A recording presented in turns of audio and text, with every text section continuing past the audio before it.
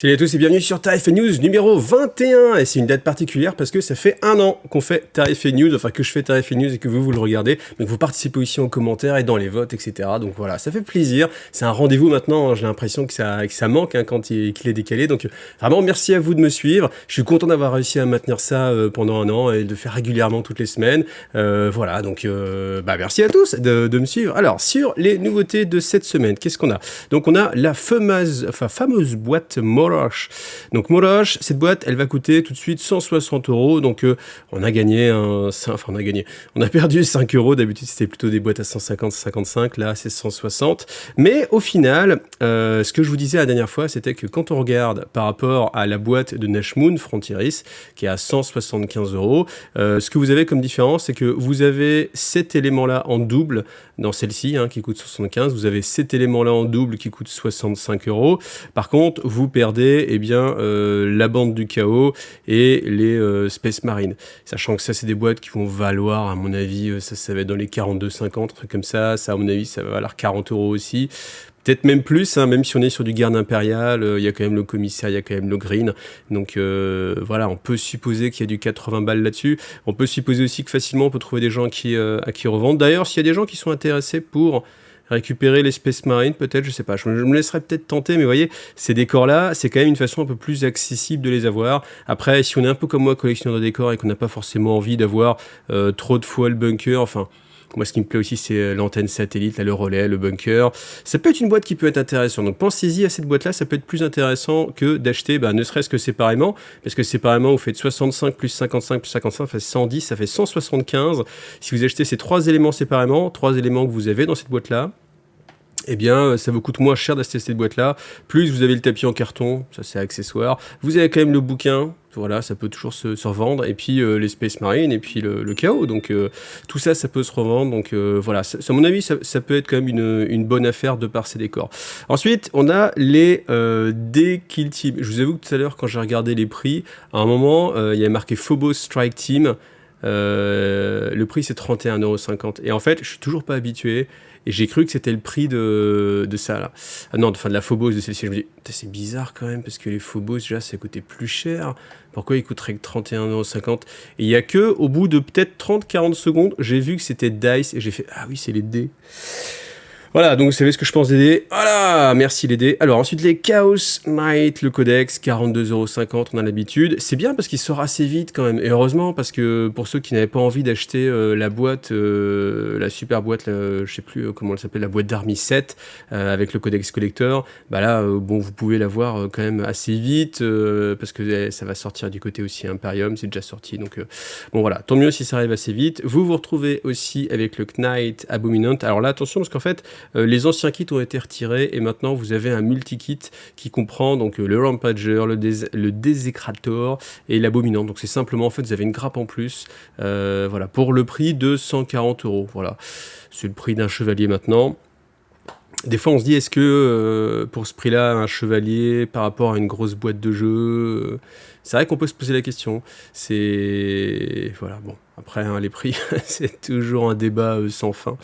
Enfin, War Dog, Chaos Knight, donc eux sortent aussi séparément. Moi, j'aime beaucoup ces figurines. Là, vous avez plusieurs versions. Donc, vous pouvez le monter full corps à corps. C'est le Carnivore, un mix. Donc, avec une arme de tir et puis une arme de corps à corps, c'est le Stalker.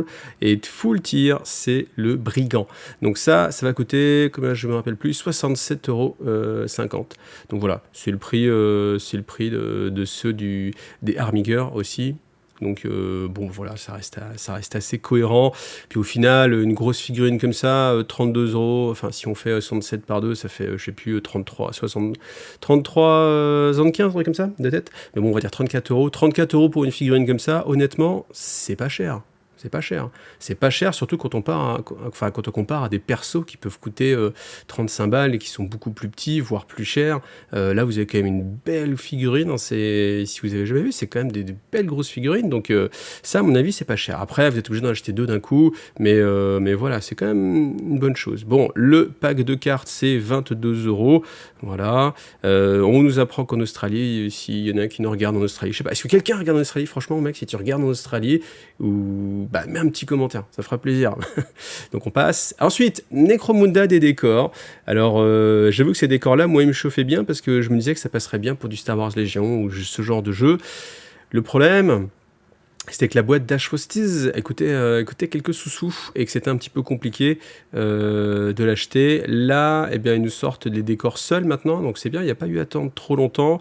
Par contre, celui-ci, là, voilà, Tatos Pattern Extended Hub Module, donc il est plus large que celui qu'on avait dans la boîte. Donc je vous laisse, allez, mettez-moi en commentaire le prix que vous imaginez pour ce bloc.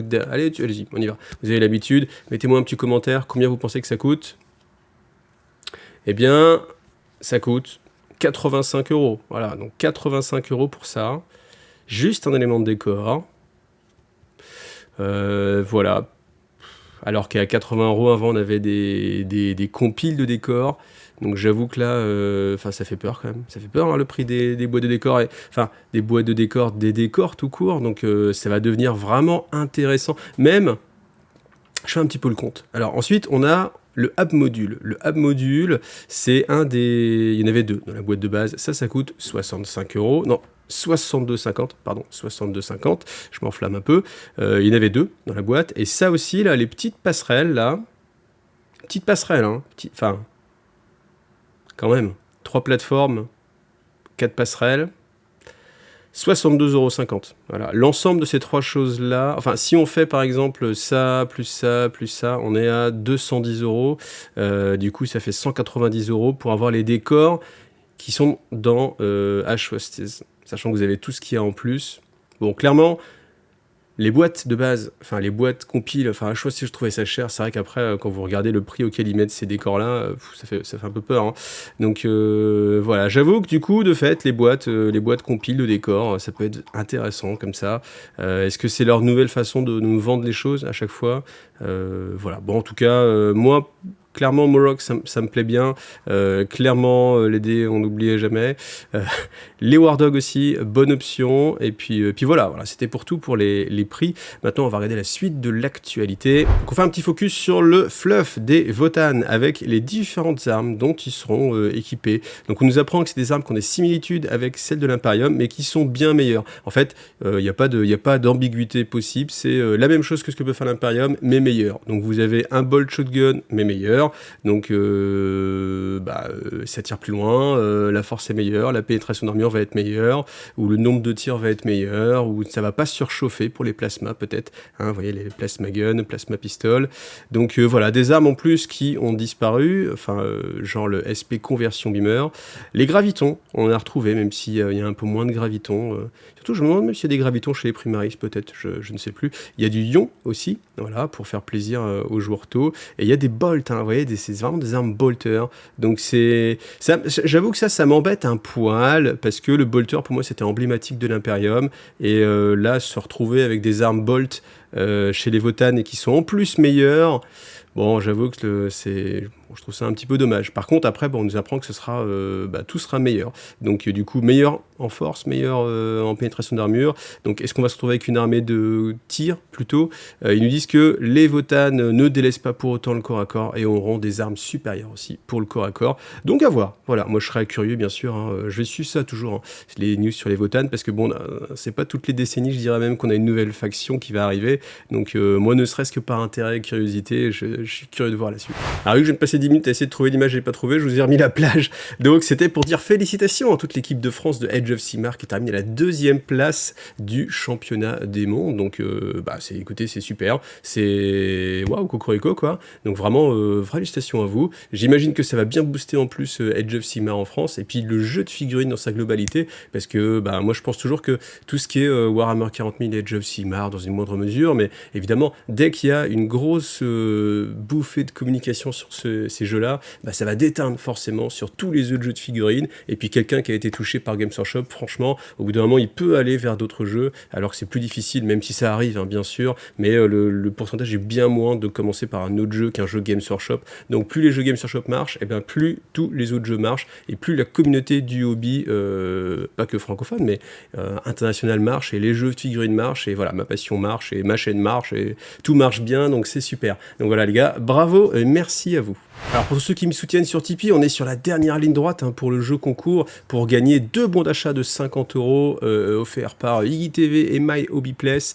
Donc merci déjà à ceux qui participent, ceux de la semaine dernière, c'est Arcarius, Antoine et Frédéric. Merci beaucoup à vous les gars. Sachez que bien sûr si vous êtes sur Tipeee, vous avez une chance de gagner un bon d'achat de 50 € et si vous refaites un petit tip avant la fin du mois, eh bien vous aurez une deuxième chance de gagner un bon d'achat. Voilà. Et quoi qu'il arrive, merci les gars de croire en moi et de me soutenir. Alors je parle pas souvent jeux vidéo, mais j'avais envie de le faire cette fois-ci parce qu'il y a un Battle Pass qui est annoncé pour World of Tanks, pour avoir des tanks ambiance Warhammer 40 000. Alors on n'a pas des Predators, des Vindicators etc. Mais on a des skins en fait, ambiance Warhammer 40 000, très clairement.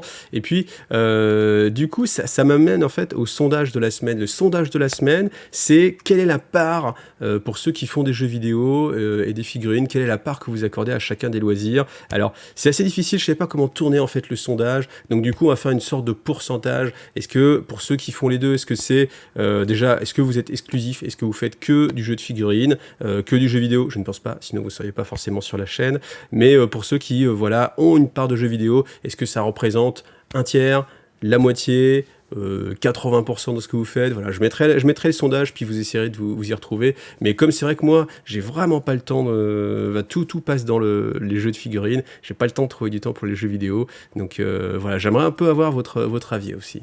Puisqu'on a les sondages, je reviens sur le sondage de la semaine dernière, donc sur les boîtes qui offrent une remise, typiquement comme celle avec les décors qu'on a vu, ou toutes les boîtes d'armée, la boîte d'armée Army 7 des Chevaliers du Chaos. Donc, est-ce que vous trouvez ça cool et c'est une bonne affaire, ou bien vous êtes 44% à trouver ça cool parce que c'est moins cher, et 56% uniquement si vous voulez tout. Donc c'est-à-dire que ma question sous-jacente, c'était vraiment d'essayer de dire, est-ce que les gens vont simplement se dire, tiens, il y a une bonne affaire, je gagne des sous, donc je prends cette boîte-là, je ne vais pas forcément tout jouer, ou alors en fait, j'ai pas vraiment de liste d'armées, je suis plus sur de la collection, et puis la boîte va m'intéresser parce que je vais faire une économie, et puis je peindrai forcément tout. Ou alors vraiment, je suis plus en mode liste d'armées, etc., où il faut que j'utilise tout directement, si c'est pour les stocker, les mettre dans la pile au trésor, c'est pas très intéressant. Donc vous êtes quand même assez partagé, 44-56, on est sur quelque chose d'assez serré. C'est vrai que dans les commentaires, certains disaient, c'est un petit peu galère, parce que certes tu fais une économie, mais si derrière tu dois te casser la tête à essayer de revendre tes figurines, faire les frais de transport en plus, refaire un carton, etc. On n'y gagne pas forcément. Voilà, donc c'est mitigé, mais bon, voilà, avec les prix qui augmentent, là, quand je vois le prix des décors de Necromunda, je me dis... ça peut commencer à faire réfléchir pour prendre certaines boîtes et commencer quand même à faire quelques économies. Mais bon, voilà, chacun, encore une fois, voit midi à sa porte. Allez, on termine sur Warcry avec une nouvelle figurine. Donc, cette figurine-là, donc, qui va être, à mon avis, les antagonistes de l'autre bande qu'on a vue. Donc, on ne sait pas grand-chose, si ce n'est que c'est un chasseur. Ce qu'on voit, c'est qu'il est sur des échasses, qu'il est ambiance. Alors, il y a de la moisissure sur ses épaules, etc. Sans doute pour se camoufler, cacher un petit peu son odeur par rapport aux prédateurs, etc. Donc voilà, soit une faction tournée vers l'empoisonnement, soit une faction qui justement essaie de se camoufler. Ça, c'est assez intéressant. Après, on imagine qu'il aura de la portée. Voilà, alors la figurine en elle-même, je suis pas plus emballé que ça par rapport aux autres qu'on a vus. Je suis pas plus emballé que ça. Après, ce que j'aime bien quand même, c'est pourquoi ils se battent en fait. Ils se battent pour essayer de limiter l'industrialisation et le fait que les marais dans lesquels ils vivent soient au fur et à mesure mangés. Donc c'est une des premières fois, je pense, où on a une notion un petit peu de responsabilité écologique ou de ce système-là qui met en avant. Parce que c'est vrai que dès que vous êtes sur Necromunda, Necromunda, enfin Warhammer 40 000, les cités ruches, il y a ce côté, voilà, l'industrialisation détruit l'écologie. Mais des guerriers qui se battent justement pour préserver ça, hormis peut-être les exodites, mais les exodites, on n'entend pas vraiment beaucoup parler chez Games Workshop. Là, il y a cette notion qui vient, donc est-ce que voilà, il y a une sorte de prise de conscience aussi pour dire, bon voilà, on ne peut pas rester que dans des univers hyper noirs où ce n'est que la guerre, et puis faire un petit peu d'écologie, voilà. Bon, en tout cas, moi j'attends vraiment de voir les décors qu'il va y avoir, encore une fois, puis quand je vois tous les décors que j'ai à faire, bon, je suis pas forcément pressé qu'elle sorte, cette boîte, mais voilà, je pense que ça va être une boîte assez intéressante, et je je ne manquerai pas de vous en reparler autant que possible. Voilà, on est arrivé au bout de ce Tarif et News, voilà, pour les 1 an, donc bah voilà, je me suis pas fait de gâteau, j'aurais dû me faire un petit gâteau d'anniversaire, tiens, ça aurait été sympa, pour souffler une petite bougie, et puis voilà, une petite bougie, allez hop, on a soufflé, et puis rendez-vous donc vendredi prochain sur Twitch, je serai avec l'ami Girio, donc Studio de la Vida, et on va passer en revue toutes les figues de la commu, donc c'est, je pense que ce sera vers 3h de l'après-midi sur Twitch, vendredi, donc ne manquez pas ce rendez-vous, comme ça vous pourrez venir discuter avec nous, et puis passer un bon moment, voilà, et puis si vous avez aussi envie de participer, vous avez le lien dans toutes mes vidéos pour la commu IGTV, un groupe Facebook dans lequel vous pouvez partager vos créations, comme ça, bah voilà, ça permet de créer un petit peu de buzz entre nous, et puis d'alimenter toutes les reviews qu'on va faire, voilà. Merci à vous tous, merci à tous ceux qui me soutiennent, qui m'aident et qui m'encouragent, et rendez-vous bientôt. Salut à tous!